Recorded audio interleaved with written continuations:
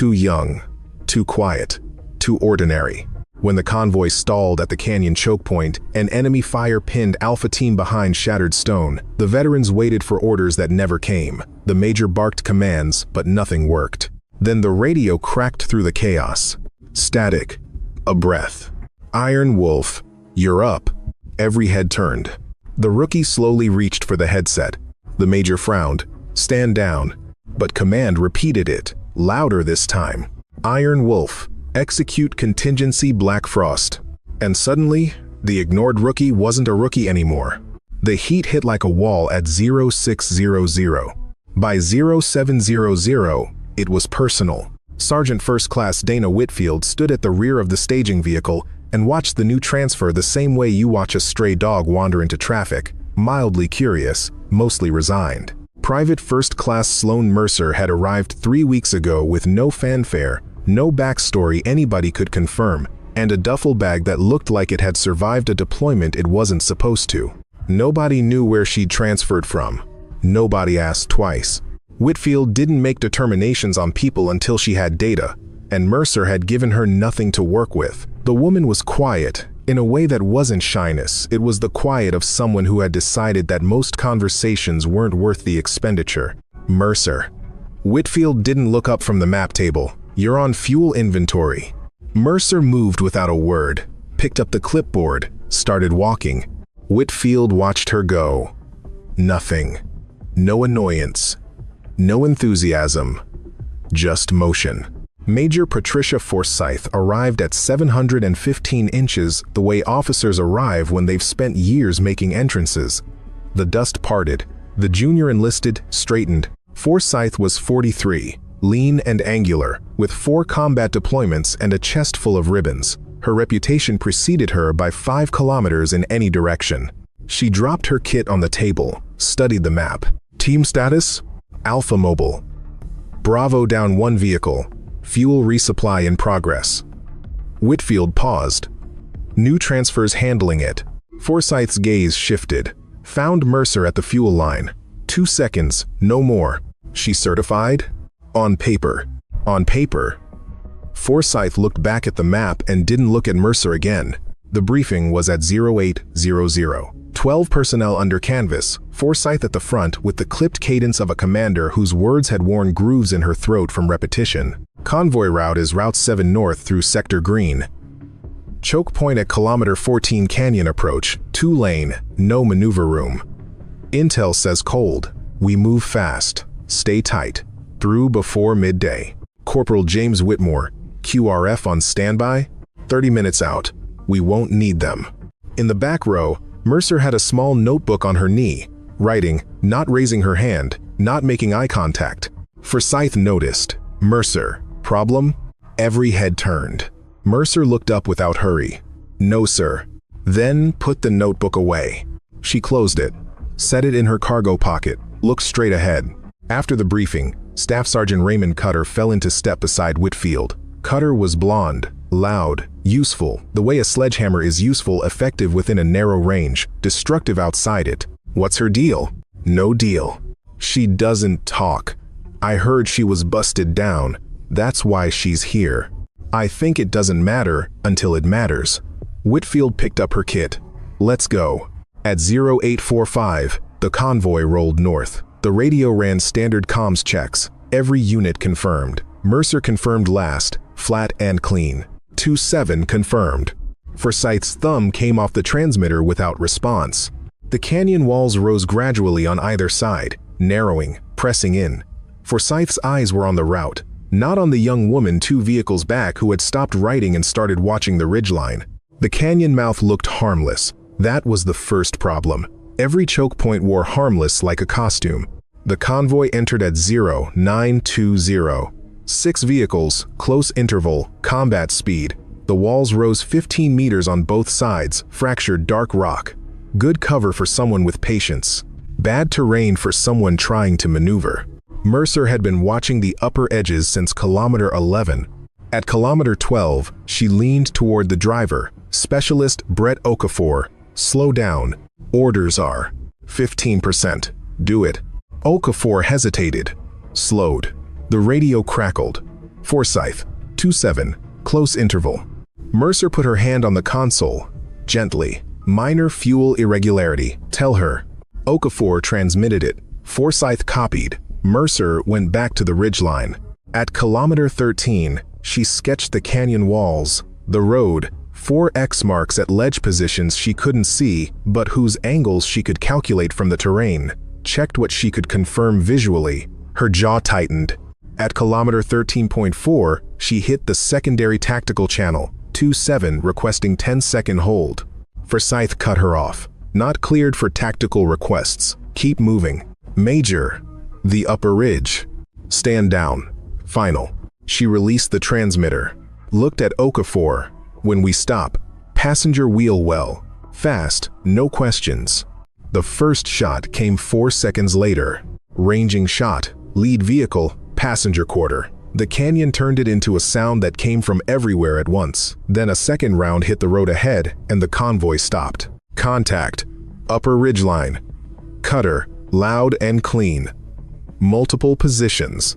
Personnel poured from vehicles. Mercer was at the wheel well before the vehicle stopped rolling. Okafor hit it 3 seconds later, eyes wide. Suppressive fire. Methodical. 2 positions on the right wall, at least 2 on the left. The road covered for 60 meters in both directions. Forsyth was behind the lead vehicle running fire commands. She had not yet looked at Mercer. Mercer was already timing reloads. The suppression didn't work. Forsyth had directed return fire to the 2 confirmed right wall positions, and for 45 seconds it appeared to have some effect. Then the rate picked back up from new angles. Either the enemy had repositioned or additional shooters had been waiting. Either way, Alpha Team was pinned. The road covered front and rear, and the canyon walls offered no lateral exit. Communications were degraded. The canyon walls created a signal shadow. The QRF request went out twice, both with partial acknowledgement.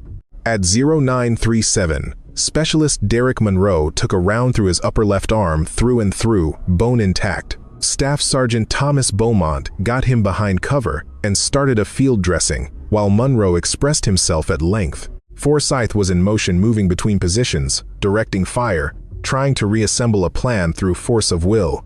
She wasn't ineffective. She was fighting the right battle in the wrong terrain. The problem was the kill corridor she hadn't accounted for. 4 shooters, not 3, 2 on each wall, positioned not at the canyon lip but 8 meters below it, on natural ledges. Crossfire angles, pre-planned. The ambush had been set for this convoy on this road. Intel wasn't cold. Intel was burned. Mercer had run the math in her notebook. She'd identified the stream bed on the western side satellite imagery she'd pulled 2 nights ago without anyone knowing. A 1-meter depression, enough for a fire team on foot. She also knew something about the wind. It had shifted at 0918 northeast to southwest, barely perceptible but consistent. In this terrain, that shift created a sound corridor along the canyon floor that ran counter to intuition. Sound from movement in the western stream bed would appear to originate from the eastern wall. Not perfectly, but enough to delay a reaction by 3 to 5 seconds. The radio beside her crackled. Not the tactical net, not the convoy channel. The Tier 1 frequency. An authentication sequence she recognized. She reached for the handset. 2-7, this is Kestrel Actual. Mercer pressed the handset. Kestrel Actual, 2-7 copies. We have your position. Canyon approach, kilometer 14. 4 hostile elements, pre-placed, eastern and western ledges. Confirmed. Acknowledge call sign. A pause. 3 seconds, maybe 4. The guns above were still firing. Forsyth was 40 meters away, shouting fire commands into her own radio, unaware of this conversation. Iron Wolf, Mercer said. Iron Wolf, you're up. Execute contingency Black Frost. Cutter was the first person to hear it. He was behind a rock outcrop 6 meters from Mercer's vehicle, and he went very still in a way that had nothing to do with the incoming fire. He turned his head slowly. Whitfield heard it from further back. She didn't move. Her expression changed in a way that was very small and very significant. Beaumont, still working on Monroe's arm, looked up. Forsyth heard it on the open tactical channel, the tail end of the exchange, enough to catch the call sign confirmation. enough to understand that someone at command was calling a name she didn't recognize on a frequency she hadn't authorized. She crossed the open road in 5 seconds, staying low, and reached Mercer's position. Her face was doing something complicated. "Who is that?" Mercer had her notebook open. She was not looking at Forsyth. "Command, sir. I can hear its command. What's your call sign?" Mercer looked up. Her eyes were steady, not defiant, not apologetic, just clear. "Iron Wolf." Forsyth's jaw tightened. "Stand down. I'll take the handset." "That's an order, Mercer." The radio crackled again. Command's voice, formal, measured, loud enough for both of them to hear. "Iron Wolf. Kestrel Actual confirms command authority. Execute Black Frost, time sensitive." Silence between them. The guns above were still firing. Monroe was bleeding through his field dressing. Okafor was pressed flat against the vehicle, eyes on Forsyth, waiting. Forsyth had 4 combat deployments and a chest full of ribbons and a career built on the certainty that she knew what was happening on her battlefield. She was looking at a woman she had dismissed in 3 weeks and never once looked at seriously, and command was telling her something she didn't want to hear in a language that was completely unambiguous. "Who are you?" she said. Mercer held her gaze. "Right now, sir, I'm the person who knows how to get your team out of this canyon." It was not said with arrogance. It was said with the same flatness she brought to everything, but underneath it was something like urgency, controlled, professional, pointed. Forsyth looked at her for 3 seconds. Then she stepped back. A single, deliberate step, making space. "Talk fast," she said. 4 shooters. Eastern wall, positions 2 and 4 from the south. Western wall, positions 2 and 3 from the south. They're on ledges, not the rim, which is why suppression isn't working. You're firing high. Forsyth absorbed this. "How do you know it's 4? Round groupings and angles. The eastern fire comes from 2 distinct elevation points. Look at where the rounds are striking. The road surface trajectory indicates a split. They're not positioned together." Cutter, who had moved to within earshot, said, "That's not a standard assessment method." "No," Mercer agreed, "it's not." She opened her notebook to the sketch and placed it on the hood of the vehicle, the only flat surface available. Forsyth leaned over it. Whitfield appeared at her shoulder. "Black Frost calls for a controlled retrograde to this point." Mercer's finger traced the route back 40 meters, then west, to a section of the canyon wall where a natural shelf created a partial blind spot from the eastern positions. From there, a 2-person fire team goes north through this depression. She indicated the dry stream bed using the sound corridor to mask movement. "What sound corridor?" Forsyth said. "Wind shifted northeast to southwest at 0918. Sound from movement in the streambed will appear to originate from the eastern wall. Not perfectly, but enough to delay reaction by 3 to 5 seconds. That's sufficient." Cutter looked at Whitfield. Whitfield said nothing. The fire team moves to this position. Mercer marked a point on the sketch, a boulder cluster at the western wall base, perhaps 130 meters north of their current position. From there, they have direct line to western position 2. 1 shot apiece, both shooters out of the fight. The eastern positions will pivot to react. In that pivot window, she tapped the paper. The convoy moves north. 30 seconds of movement, maximum. They exit the kill zone before the eastern positions reacquire. Forsyth looked at the sketch. She looked at it for a long time. "You said the retrograde would use the partial blind spot," she said. "What about the retrograde itself? The road is covered." "Not entirely. There's a 7-second suppression gap in the eastern fire pattern. Every 43 seconds, there's a reload interval from position 2. I've timed it 3 times. On that interval, the vehicles can move back 40 meters before the gap closes. You've been timing their reloads. Since the first shot." Silence. Whitfield said, quietly, "Major." Forsyth looked at her. Whitfield's expression was unreadable. She said only, "Sir." It wasn't a word, it was a suggestion. And Forsyth understood it, because Whitfield had been her second set of eyes for 4 years, and had never, in that time, said "sir" in that particular tone without having a good reason. Forsyth looked back at Mercer. "You're saying we pull back before we push through?" "Yes, sir. Tactical doctrine says." Tactical doctrine was written for terrain with lateral options. We don't have lateral options. We have timing and a sound corridor, and approximately 48 minutes before those positions are reinforced. Forsyth straightened. She looked at the canyon walls. She looked at her team, pinned, bleeding, waiting. She looked at Mercer. "Cutter," she said. "You heard the plan. Get Whitfield and Beaumont. You're the fire team." Cutter looked at her. "Sir, Beaumont is finishing He's finished. Move." Cutter moved.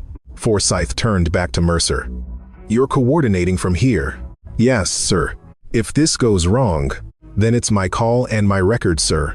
Forsyth looked at her one more moment. Something moved behind her eyes, something that wasn't quite recognition and wasn't quite apology, something that was just starting to form.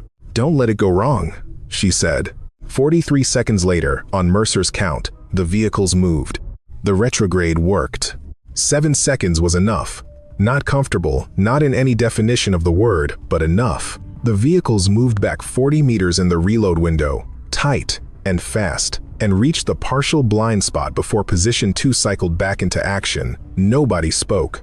Okafor drove like his hands were made of precision engineering.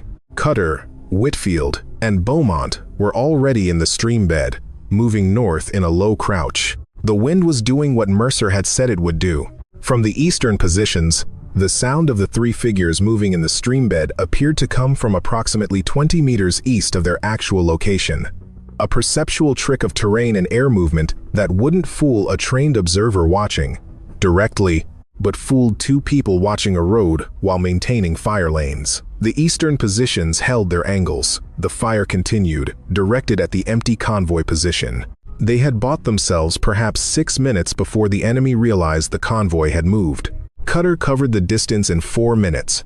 The boulder cluster was exactly where the sketch had placed it. He looked up the western wall from this position and found the ledge a narrow horizontal shelf, perhaps 2 meters wide, positioned at a natural break in the rock face. He could see the muzzle flash position from here. He could see the shooter's partial silhouette at the edge of the ledge. He radioed back. One word: set. Mercer's voice came back immediately. "On my mark. 3, 2, 1, mark." 2 shots. Western wall, close timed, almost simultaneous. Both positions went silent. The eastern positions paused a fraction of a second, operationally brief, tactically sufficient. Forsyth's voice: "All elements, execute. Move north. Combat speed." The vehicles accelerated. The eastern positions were back on them in 4 seconds. Mercer's estimate had been 3 to 5, so the middle of the range. Rounds struck the road behind the last vehicle. Behind, not through it. 30 seconds of exposure. 27, in the end. Then the canyon walls opened, and flat ground spread ahead. And the choke point was behind them, and the radio was alive with voices reporting status. 2-7 is clear. Lead is clear. 4-9er is clear. One vehicle had taken a round through the rear quarter panel. Cosmetic. Munro's arm was the only casualty. When the convoy stopped 400 meters north in a wide formation, Forsyth stood outside her vehicle and looked back at the canyon mouth for a moment before she said anything. Then she turned and looked at the second vehicle. Mercer was already outside. She was writing in her notebook. Forsyth walked to her. The rest of the team was in motion, vehicles spread, perimeter forming, weapons up doing what trained soldiers do after contact. Forsyth walked through all of it until she reached Mercer and stood there. Mercer looked up. "What were you writing?" Forsyth said. "After action notes. Already. The details fade faster than people think, sir." Forsyth looked at the notebook, then at the woman holding it, then at the canyon behind them, where silence had replaced the gunfire with the clean finality of a problem that had been solved. She didn't say anything yet, but her face had changed in a way that was quiet and substantial and, for the first time, entirely attentive. They set up a holding position 2 kilometers north. Whitfield produced coffee from her kit with the dedication of someone who had decided that some things remained non-negotiable. She brought 2 cups, one to Forsyth, one to Mercer, and said nothing. This was the most expressive thing Whitfield ever did. Forsyth opened the personnel file she hadn't bothered to read 3 weeks ago. Sloan Mercer. Standard fields. Transfer orders. But below the routine information, A partially redacted section with a clearance level notation not associated with infantry privates. Call sign: Iron Wolf. Previous unit: redacted. Reason for current assignment: administrative reassignment pending redacted review. Temporary rank reduction per agreement. Temporary, per agreement. Forsyth set the tablet down and looked at the woman sitting 6 meters away, writing in her notebook, with the focused patience of someone who had never once behaved like someone being punished. Whitfield appeared beside her without being summoned. "How long have you known?" Forsyth said. "I had a suspicion. The way she moved, the way she watched terrain, the fact that nothing you said to her produced the reaction of someone who'd been told off. It produced the reaction of someone who had decided the comment wasn't worth engaging. Which means, someone who's been in rooms with higher stakes." Whitfield paused. "Sir, she could have told me. She wasn't authorized to. And she probably figured telling you would have made things harder." "For who?" Whitfield didn't answer. That was her way of saying for you. Across the position, Mercer watched the approaching QRF dust cloud without particular expression, the same way she watched everything. Forsyth walked to her, stood beside her. "Iron Wolf," she said, testing the weight of it. "Special activities designation. Particular job description." "Yes, sir." "Until 11 months ago. What happened?" "I made a command level call, outside my authorized scope." "What kind?" "The kind that saved 9 people and ended a 4-year operation." Forsyth absorbed that. "Command's position?" "Mixed. The 9 people were appreciative. The operation team was not." Forsyth studied the side of her face, the young face she dismissed as ordinary, that had been running wind pattern calculations under fire with the serenity other people bring to crossword puzzles. "So they sent you here. Cover assignment, until review." "Until review." Black Frost was assigned to this unit when I was embedded, in case my skill set became relevant. "And the ridgeline this morning." "A reading, sir. Not confirmed." "If I'd raised it formally, we'd have entered the canyon with a different posture that the ambush teams would have read. The outcome may have been worse. And as a rookie with a hunch, you'd have filed it and moved on." She said it without accusation. "Which you did." Forsyth didn't deny it. She looked at the X marks and said nothing. Then the enemy's last card showed itself. The mortar round hit 300 meters south of their position. Then a second one, closer. Then a third. Not the canyon shooters, those were neutralized. This was a separate element, trailing the convoy, waiting for the QRF consolidation point to establish itself before targeting the concentration of vehicles. A second ambush. Layered. The canyon was the trigger, this was the hammer. Forsyth's voice went cold and fast. "All elements. Dispersal. Now. Spread north by vehicle. Do not cluster." She turned to Mercer. "Is this part of Black Frost's anticipated threat profile?" Mercer was already running calculations in her head, not in the notebook, just in the space behind her eyes. "Secondary element. Yes. Standard doctrine for this type of engagement is a 2-layer approach. Canyon suppression pulls the QRF to a predictable consolidation zone. Then indirect fire. How far out is the tube? Based on round timing and distance, approximately 600 to 800 meters. Likely mobile. Southeast direction, based on wind drift of the detonation. Can we reach it? Not directly, but we can deny it. She looked at the heavy weapons platform that had arrived with the QRF. The Mark 19 on that vehicle has a maximum effective range of 1,500 meters. We don't need to find the tube. We need to generate enough suppression in the probable position area to make continued fire untenable. Fourth mortar round, 50 meters east, getting the range. Forsyth looked at Mercer. 1 second, 2. Then, Whitfield, get on the Mark 19. Iron Wolf is your targeting reference. Whitfield was already moving. This was the first time Forsyth had used the call sign. She didn't appear to notice that she'd done it. Mercer moved to the Mark 19 vehicle, with the kind of economy that trained people recognize in other trained people. No wasted motion, nothing theatrical. She placed her hand on the mount, oriented it toward the southeast, and began giving bearing and distance to Whitfield in the same flat voice she'd used to run the convoy retrograde. Bearing 148. 800 meters. Suppress a 50-meter spread. Starting at reference point, she pointed that rock formation. Bearing 148, 750 meters. Whitfield looked where she pointed. Found the reference. Identified. Fire for effect. The Mark 19 opened up. 40-millimeter grenades in a rapid, rhythmic series, walking into the target zone with methodical precision. Fifth mortar round, this one was off. High and to the west. They were losing the range calculation. A sixth round came in with a wider deviation. Then, nothing. The silence that followed was the clean kind. The kind that means the problem has been solved, not paused. Mercer lowered her hand from the mount. Whitfield looked at her sideways. "Nice," Whitfield said. This was high praise from Whitfield. Mercer nodded once. She took a slow breath, the first full breath she appeared to have taken in approximately 40 minutes, and then she turned to find Forsyth standing directly behind her. The Major looked at her. Not the way she'd looked at her across the briefing room, or across the staging area, or across 3 weeks of mornings where she'd registered Mercer's presence the way you register a tree that hasn't fallen on anything yet.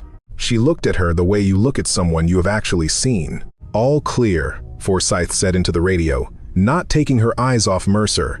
Command responded immediately. "Kestrel actual confirms. Good work, Iron Wolf." Forsyth heard it. Her jaw worked once. Then she stood straight. The after-action debrief happened at 1400 in the shade of a canvas shelter erected between two vehicles. All 12 members of the team plus the QRF commander, a captain named Stephen Whitaker who asked smart questions and took notes efficiently.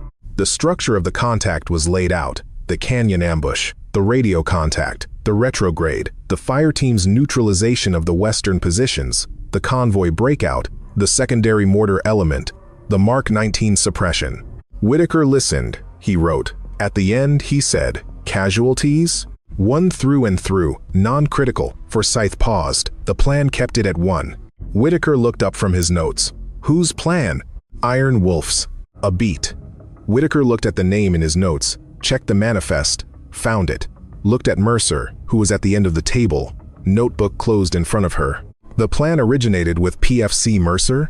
The contingency was her designation. The tactical execution, the timing analysis, the retrograde route, the sound corridor use, the fire team positioning, that was hers. Forsyth said it without qualification. "I executed my team's role. She ran the board." Whitaker wrote this down. He looked at Mercer again. Mercer met his gaze without anything on her face. After the debrief, as the group dispersed, Forsyth gestured for Mercer to hold back. The two of them stood in the shade, while everyone else moved away. Forsyth looked at her for a moment. "Why didn't you tell me who you were?" Mercer's answer came without hesitation, as though she'd had it waiting. "Because rank isn't the loudest thing on a battlefield." Forsyth absorbed that. Her expression was doing several things in a compressed space, something that moved through residual authority into something quieter, something that had the texture of a person making a private adjustment she hadn't planned on making. "I was wrong about you," she said. "Not an apology, an accounting. You were working with available information, sir." "I was working with assumptions." "Yes," Mercer said. "Sir." It hung in the air. Not quite forgiveness and not quite absolution, because neither of those words applied. What it more accurately was an acknowledgement between two people that something had been understood late but had finally been understood. Whitfield appeared, as she always appeared, at the moment when coffee was structurally relevant. She handed cups to both of them. She did not comment on the conversation she'd obviously heard from 10 feet away. Cutter came around the vehicle and stopped when he saw them standing there. He looked at Mercer with an expression that was the tactical version of recalibration, processing new data, updating the map. "Iron Wolf," he said, slowly. Mercer looked at him. "Buy you a coffee?" Cutter said. "Whitfield just gave me one." Cutter looked at his hands. "Right." He stood there another moment. Then, "Good plan in the canyon." "Thank you." "I mean the sound corridor thing." That was Cutter searched for the word. "That was good." Mercer held his gaze. "You executed it well." Cutter nodded.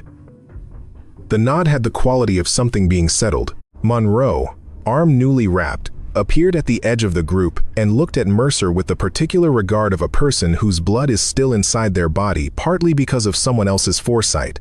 "Hey," he said. "Hey," Mercer said. That was enough. Command sent an official summary at 1800, standard language, but the substance was clear. Contact engaged, casualties minimal, 2 hostile elements neutralized, contingency protocol executed successfully. The word exceptional appeared in the context of tactical management under fire. It was attached to Iron Wolf's notation. Forsyth read it twice, set her tablet aside, looked at the cooling sky. The team had settled into the quiet that follows controlled violence, not relaxation, but the particular stillness that comes when the body has been at full output and the ground has stopped moving. People cleaned weapons, ate, spoke in the shorthand of those who'd been through something together. Mercer sat apart from the group, not antisocially, at a slight remove, as she always sat, but something was different. The remove didn't read as isolation anymore. It read as the posture of a person comfortable in her own perimeter. Whitfield sat beside her without preamble. "They'll put the commendation in your file," Whitfield said. "I know. It'll help with the review. Probably. Did you want it to go this way?" Mercer looked at her the most direct question anyone had asked in 11 months. "I wanted it to go without contact.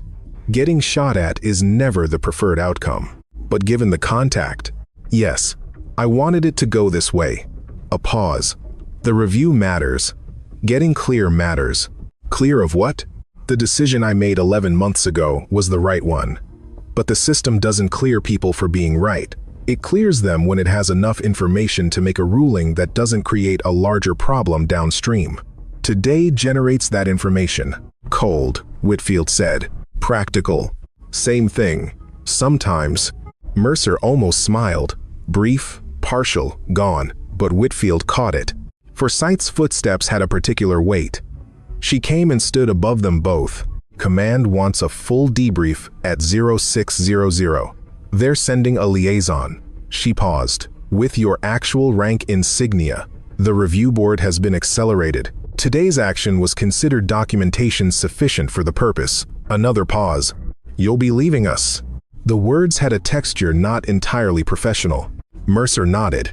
"I'd like to say Forsyth stopped. Restarted. Whatever unit you go back to is going to be fortunate, and that I'll be running contingency protocols differently, more seriously."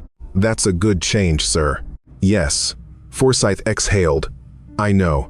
The night came suddenly, completely desert nights trading brutal heat for a cold that was its own severity. Stars punched through the darkness with the indifference stars always bring to human concerns. Mercer cleaned her weapon, wrote the last of her notes, closed the notebook. At 2143, the radio crackled. Tier 1 frequency. Iron Wolf. She reached for the handset. "Stand